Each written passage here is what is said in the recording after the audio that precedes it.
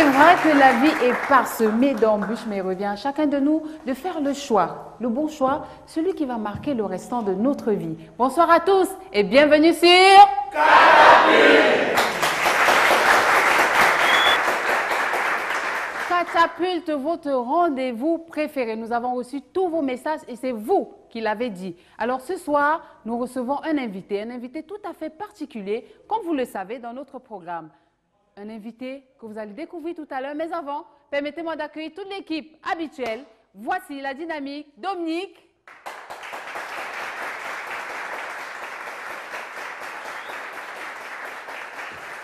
El Magnifico Renaud.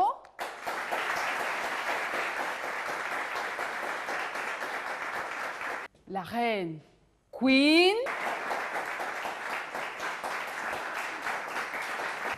Et bien entendu, madame, messieurs, la belle, mais titilleuse.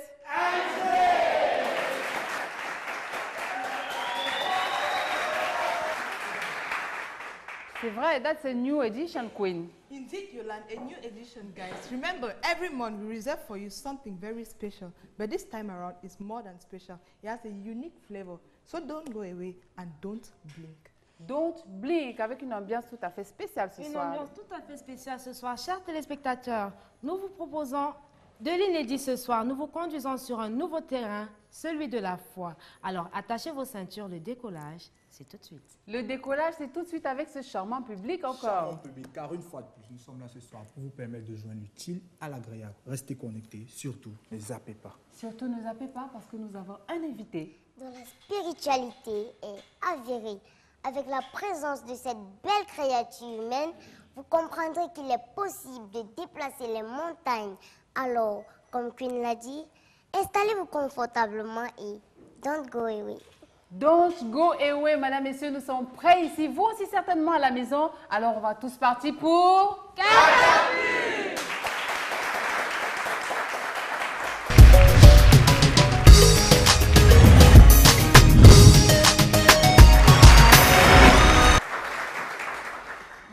Qu'est-ce qui vous attend ce soir? Nous allons découvrir le parcours de notre invité. Ce sera dans Step by Step.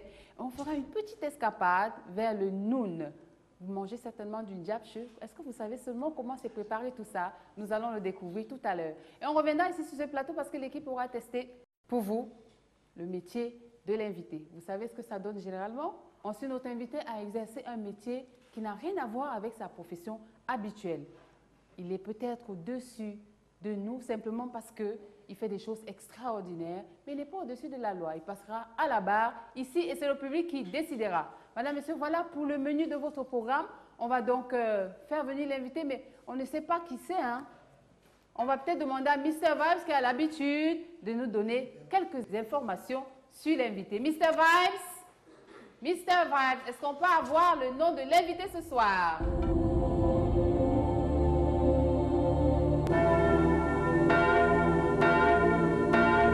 C'est la région du sud-ouest Cameroun qui a offert au monde cette merveille.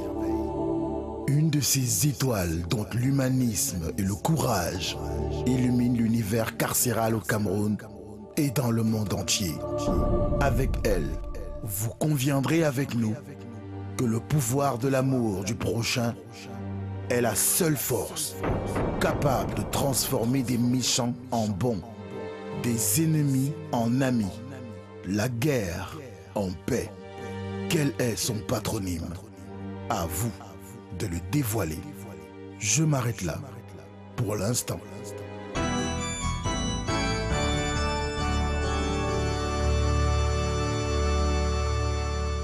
Merci Mr. Vice. Madame, Monsieur, je vous prie d'accueillir ici comme il se doit la sœur religieuse Jacqueline Atabon.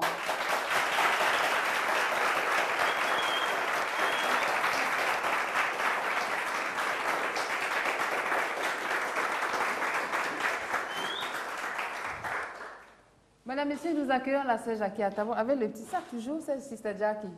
Oui. Toujours. Merci d'avoir cette invitation. Nous allons rentrer et parcourir votre vie, partager votre expérience. Vous êtes prête? Oui, je suis Yolande. Merci d'avoir m'invité. Ok. Très bien, madame, monsieur, notre invité est là. Vous aussi. On va donc aller découvrir son parcours. C'est step by step. On se retrouve sur voter.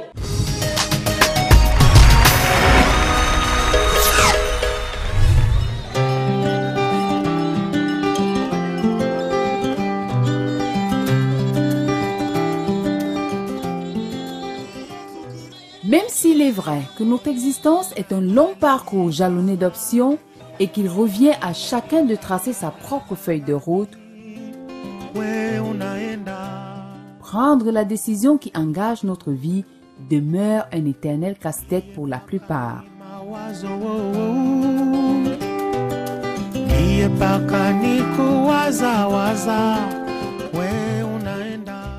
Ceux qui, ressentant de manière pressante l'appel à une mission particulière et décidant d'y répondre contre la volonté de leur entourage, sont souvent considérés comme des perdus.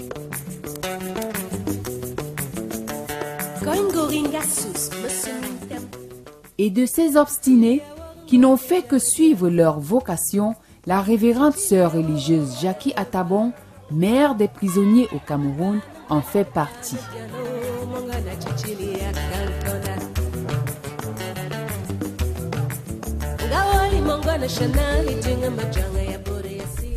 Vice-présidente mondiale de la Commission internationale de la pastorale des prisons et vicaire générale de la congrégation des sœurs de Sainte-Thérèse de l'Enfant Jésus, sœur Jackie Atabon, touchée par les conditions de vie des prisonniers, en fera son principal cheval de bataille. Dans la société, quand j'ai grandissé, je pense qu'il y avait des pauvres, mais mes yeux n'étaient pas ouverts. Je n'avais pas vu. Je voulais travailler avec eux, mais je n'avais pas constaté les pauvres. C'est quand je suis entrée au couvent que les sœurs m'ont amené vers les pauvres. Et c'est comme ça que j'ai commencé à travailler avec les pauvres. Et ça m'avait beaucoup attiré. Et chez nous, dans le couvent, toutes les novices, dans la formation, nous irons à la prison. Et je suis allée à la prison aussi, dans mon tour, et ça m'avait beaucoup frappé parce que j'ai vu beaucoup de pauvreté là-bas. Les gens mouraient tous les jours, c'était à Kumba. On voyait toutes les maladies et ça m'a... J'ai fait au moins 3 jours sans dormir. J'ai dit que mais moi j'ai pris la vie de pauvreté et je dors chez moi là, je suis bien. Et il y a les gens qui n'ont pas à manger parce qu'à l'époque, les prisonniers étaient enchaînés sur le lit. Quand ils sont malades à l'hôpital, ils dormaient sur le sol, ils étaient malades, ils mouraient tous les jours. Ils n'avaient même pas à manger, même ce qu'on donnait, même un chien ne pouvait pas manger. Dans l'approche holistique, dans le travail de la prison, nous avons la prévention des crimes, nous avons l'assistance en prison et après la prison. Avec l'appui des autorités pénitentiaires, sœur Jackie crée au sein de la prison centrale de Newbel des ateliers de couture, broderie, tissage de sacs, coiffure, informatique pour ceux des détenus qui espèrent se relever après la chute. La sœur Jackie déjà œuvre beaucoup pour l'épanouissement des détenus en milieu carcéral, notamment dans la prison de Newbel. Ça se vérifie et ça se caractérise par les différents séminaires qui tiennent lieu de sensibilisation pour les différents acteurs qui interviennent dans le système judiciaire au Cameroun. Avec les administrations pénitentiaires, nous avons une très bonne relation. Au début, quand j'avais commencé, certains peut-être avaient des suspicions, comment elles travaillent, est-ce que tu es le gouvernement et tout ça et tout ça. Mais avec le temps, ça a développé et ça a évolué. Nous sommes de bons partenaires maintenant. Ils nous laissent faire le travail à la prison, ils nous soutenir et nous avons de bonnes collaborations. Avec de nombreux bénévoles et donateurs, parmi lesquels des avocats, des psychologues, des médecins, des ex-détenus, des organisations internationales œuvrant pour la cause des prisonniers, plus de 4500 détenus ont retrouvé la liberté. Ça fait peut-être 5-6 ans que j'ai fait le travail. On a débloqué plus de 4500 personnes qui ne devraient plus être en prison, qui étaient là-bas abusivement. Et ils ont quitté la prison. La sœur Jackie Atabon est cette sœur qui s'occupe de la plupart des détenus qui sont à la prison centrale de Newbel et qui n'ont pas les ressources financières et nécessaires pour suivre leurs procédures devant les différentes juridictions de cette ville. Et c'est dans ce sens qu'elle a sollicité notre soutien et c'est pour ça que nous avons prêté notre ministère pour justement descendre après qu'elle ait recensé les cas les plus pathétiques. nous descendons à la prison centrale de Noubel, nous rencontrons ces démunis qui n'ont pas de soutien, qui n'ont personne et qui ont leur liberté à recouvrer. Nous prenons attache avec ces détenus, nous étudions ensemble le dossier et les audiences, naturellement, nous venons pour plaider les dossiers de ces personnes détenues, ces personnes qui n'ont pas grand espoir et qui n'ont pas les ressources nécessaires pour s'offrir les services d'un avocat. Le centre de réinsertion qu'elle a construit Cisayas à Douala accueille au quotidien des ex-détenus et les prépare à un retour gagnant au sein de la société.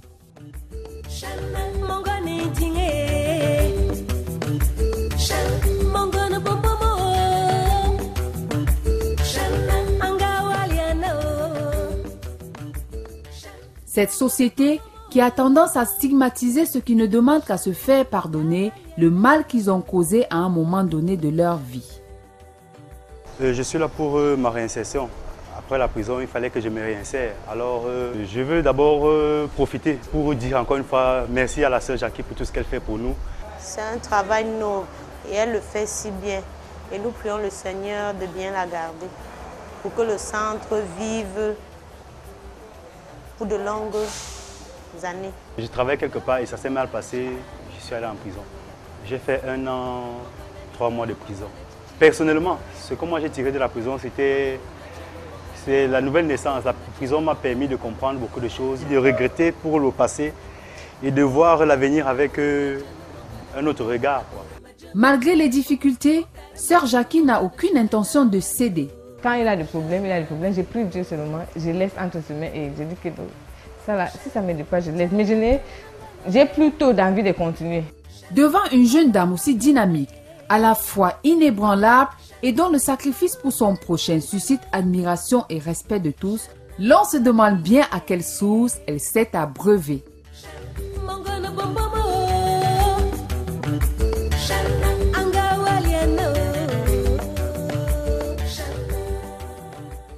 Benjamin d'une famille de 5 enfants, Jackie Atabon est né à Moutenguene dans la région du sud-ouest d'un père avocat, Fouatabon Leka-Anjou Atabon, 4e avocat camerounais, et d'une mère institutrice, Dorothy Atabon, vice-présidente mondiale des femmes catholiques, tous décédés.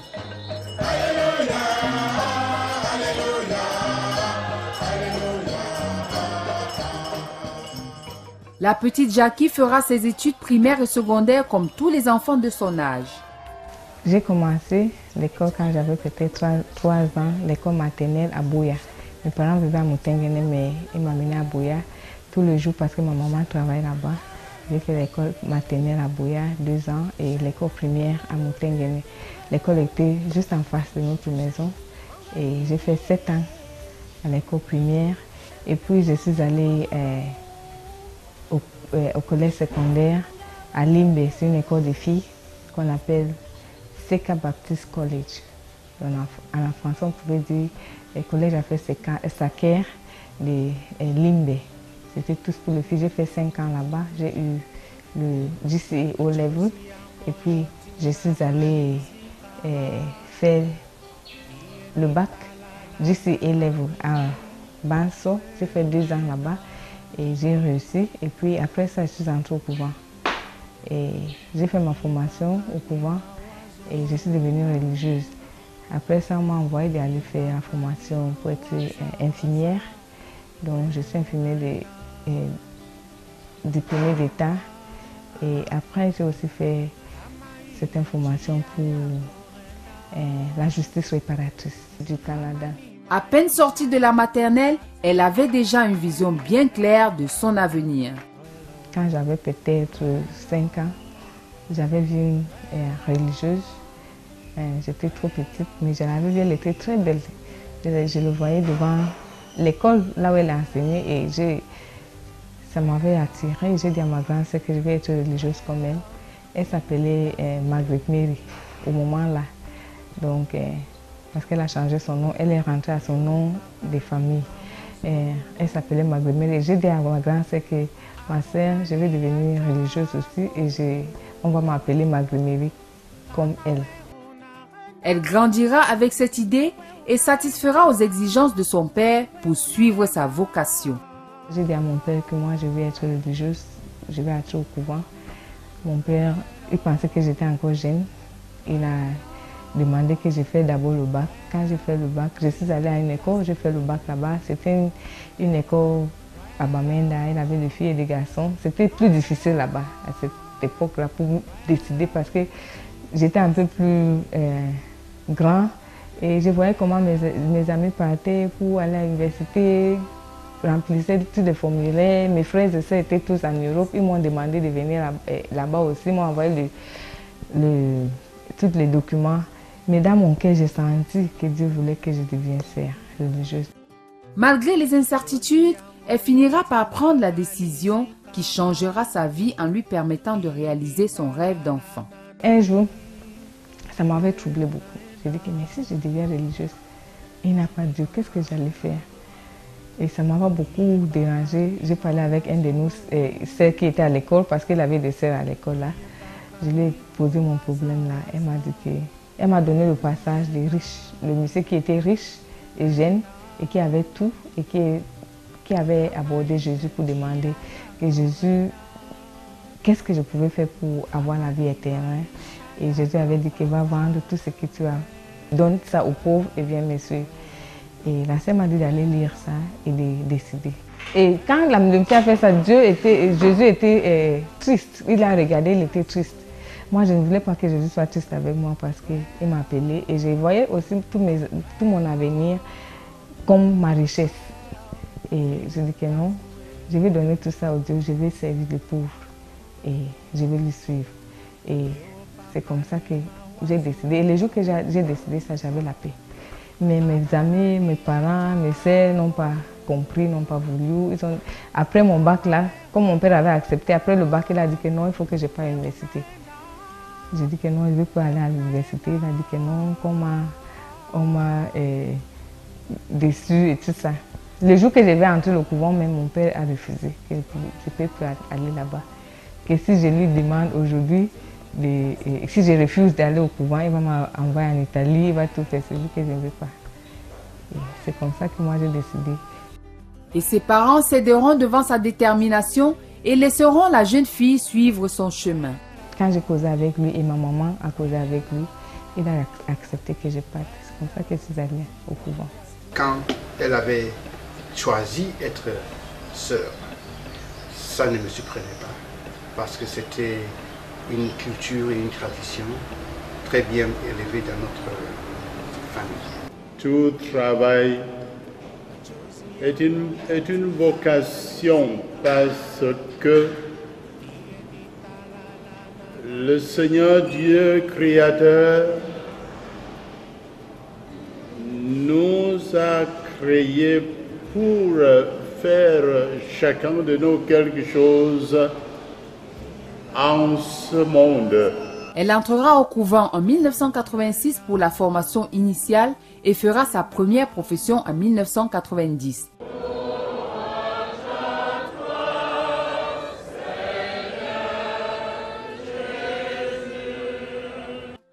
C'est en 1998, à l'issue de sa profession perpétuelle, que le rêve se réalise définitivement.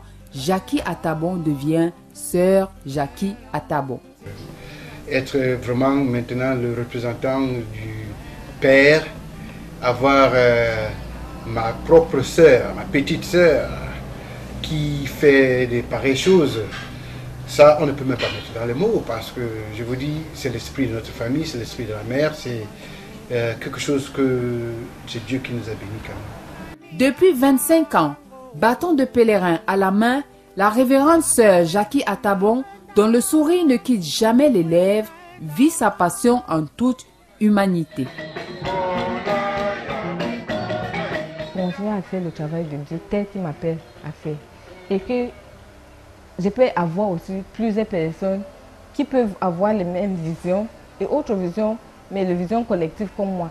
Qu'ensemble, nous faisons de notre terre et notre monde un monde meilleur. Nous voulons un monde meilleur, plus fraternel. Commençons à le faire. Faisons-le en nous et autour de nous. Faisons-le avec ceux qui le veulent. Faisons-le petit et il grandira. Car la vie n'est au final qu'une longue histoire et un mauvais chapitre n'est pas nécessairement la fin du livre. Et que Dieu Tout-Puissant vous bénisse, le Père, le Fils et le Saint-Esprit. Amen.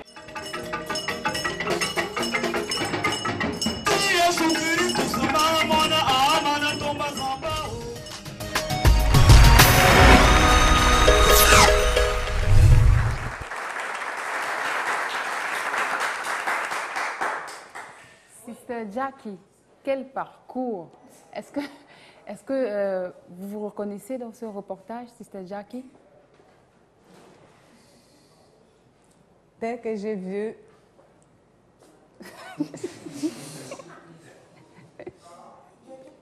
Ça va pas. C'est quoi? Madame, monsieur, c'est Joe.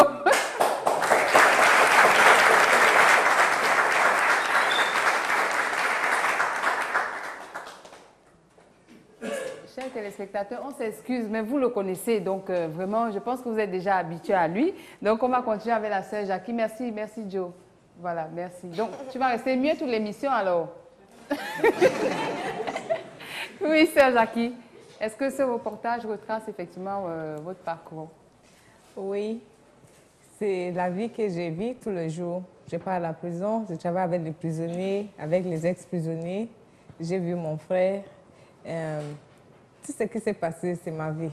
D'accord. Mais parce qu'en même temps, nous aussi on a grandi, on était petits, sœur Jackie.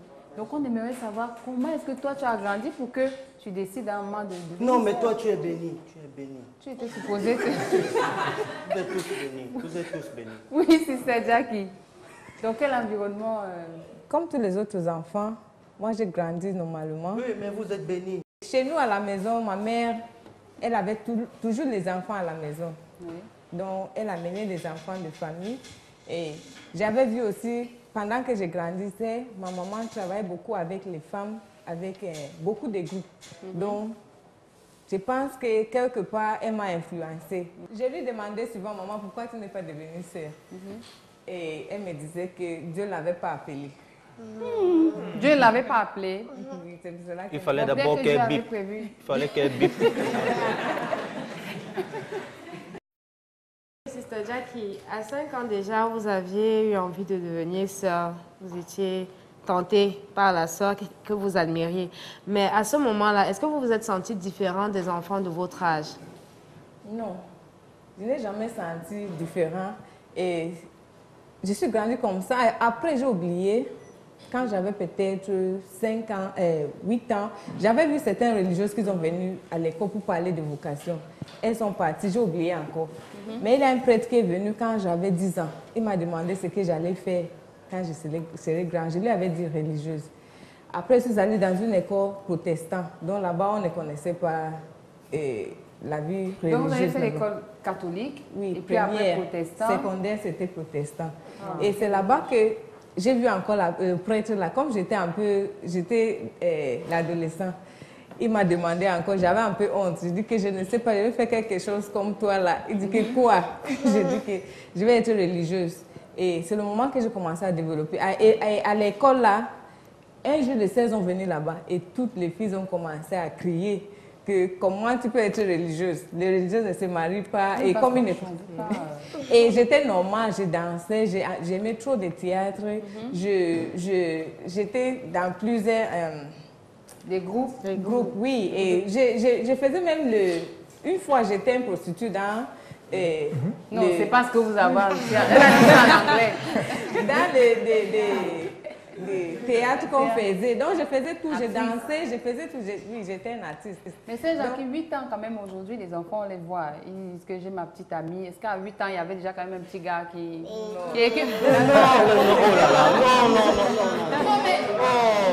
mais non, mais tu es maudite.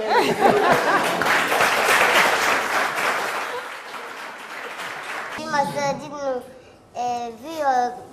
vous avez une adolescence normale avec les musiques classiques qu'on connaît, des théâtres, les garçons, etc., etc. Comment vous avez fait? On te voit venir. Ok. Vous avez peur de quoi, les filles? Non, rien. C'est pas à vous que MG pose la question, c'est à Sœur Jackie, vous paniquez. Ma Oui, sœur, MG. vu cet environnement-là, comment vous avez fait pour maintenir cette aspiration-là? Parce qu'avec le temps, ça pouvait disparaître. Oui, pour moi, c'était un appel qui était au fond de moi. Il n'y avait rien qui m'avait troublé par rapport à ça. J'étais convaincue dès le bas âge que je devais devenir religieuse. Et je savais que c'est comme ça que je devais marcher. Et je suis marchée dans le chemin que j'avais pensé. Et rien ne m'avait troublée jusqu'au moment que je suis entrée. Mais des autres gens ne pensaient pas que j'étais convaincue ou c'était mon chemin. Mais pour moi, j'étais convaincue. C'est pour cela que quand mes frères et mes sœurs, même quand mon père a refusé que j'entre au couvent, je lui ai dit que non, je vais entrer.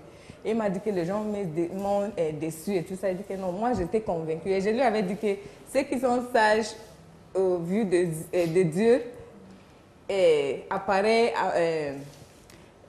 stupides devant les gens. Mais moi j'étais convaincue et rien ne m'avait même perturbée. Oui. Yeah. Wow, I'm touched. It reminds me of the days that I used to think that I could be a reverend sister. But the things of the world. You are a queen. It's enough, I think. So, how was this call manifested in you, Sister Jackie? Was it through a revelation, through somebody, physical presence? How did you manifest? No, God did not talk to me like a vision or something. No, it's just as I saw this sister and I was attracted towards her. And then I had this idea in my mind and it just kept on developing. But I remember when I finished my O-levels and I was going to do my A-levels because I was from a girls' school. And they used to tell us that the options we had were either Cas Bambili or Cas Kumba. And they said the students were so rough. And, you know, my parents had also asked me, because I first wanted to enter after my O-levels. Then my dad said, no, do your A-levels first. So when before I went to high school, I prayed and I asked God to reveal to me in a way, to convince me in a way that this is the life he would want me to do. And I asked him that he should make sure that there were no obstacles on my way. So, and I remember that night I slept and I had a dream. And in this dream, I was just like in a meeting place with some Christians, some pastors and priests. And they were discussing and saying, you know, that in the body of the Blessed Sacrament, the pastors were saying Jesus is not present. And the priests were trying to convince them that Jesus is present in the Blessed Eucharist. And I just got up and I hit the table and I said, Jesus is present in the Blessed Eucharist. And I woke up from my sleep. It was about 4 a.m. and I went to church because it was early in the morning. I was at home on holidays.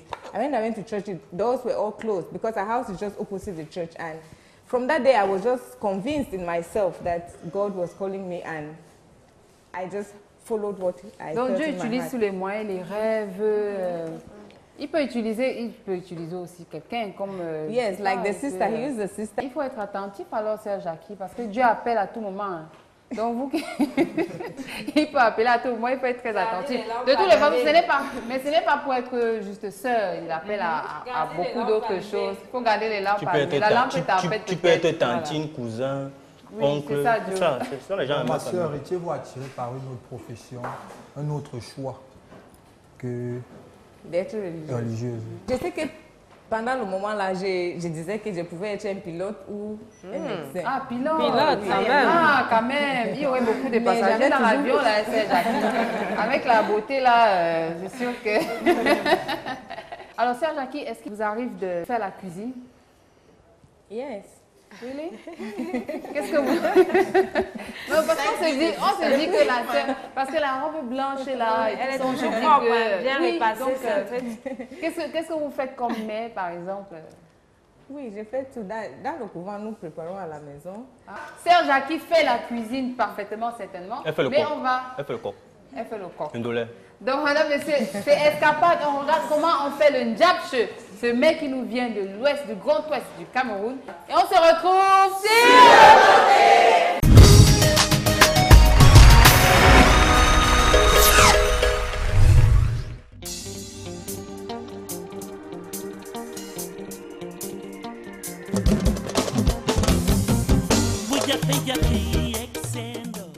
Situé dans les montagnes de l'ouest du Cameroun, le pays Bamoun, internationalement réputé pour ses richesses culturelles, est une grande fédération de peuples unis par une seule langue et un seul trône.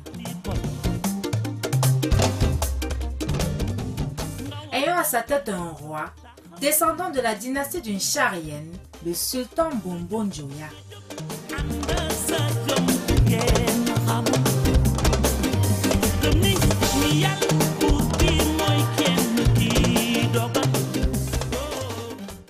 Mais si l'histoire de ce peuple fascine autant le monde, c'est aussi grâce à la succulence de ses nombreuses recettes culinaires, dont l'incontournable pen japche, ou encore couscous de maïs à la sauce légumes qui vient en pole position.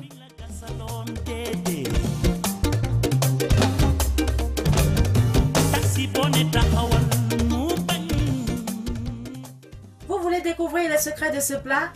Eh bien, suivons Rihanna, notre cordon bleu, notre chef du jour.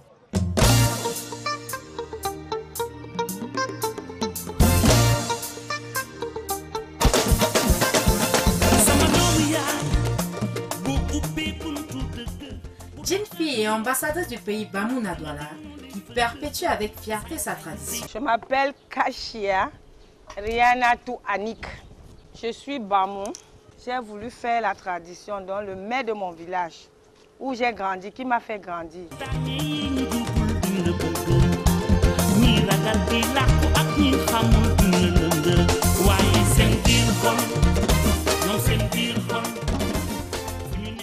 Direction au marché Sandanga pour se procurer les ingrédients indispensables à la réalisation de ce trésor.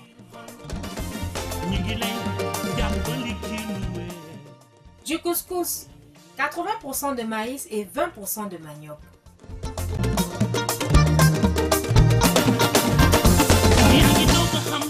Du njapche, légume cultivé au Cameroun et connu aussi sous le nom de njama njama.